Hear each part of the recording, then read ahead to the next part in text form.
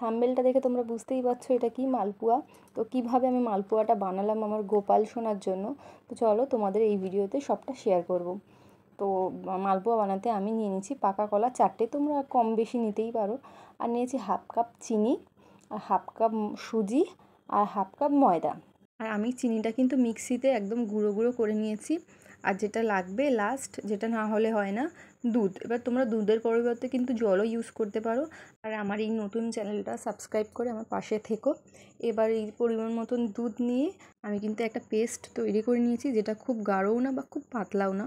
এবার ফুটন্ত তেলে, আমি সাদা তেল ইউজ করেছি, তোমরা অন্য কিছু তেলও ইউজ করতে পারো। ফ্লেমটাকে কিন্তু মিডিয়াম আঁচে রাখতে হবে।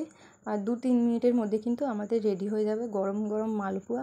খুব ভালো লাগবে। আর তার জন্য আগে থেকে কিন্তু আমাদের একটা চিনির সিরাপ করে রাখতে হবে, যেটা কি 1 কাপ চিনি নেব, আর তার বদলে কিন্তু 2 কাপ জল নিতে হবে। আর সিরাপটা এরকম ফুটিয়ে গেলে হালকা ঠান্ডা করে রেখে দেবো। তারপরে যখন মালপোয়াগুলো হয়ে যাবে তখন কিন্তু চিনির সিরাপের মধ্যে মালপোয়াগুলো দিয়ে দেবো। দিয়ে এরকম একটু উলট পালট করে নিয়ে রেখে দেবো। আর ঠান্ডা হয়ে গেলে রেডি।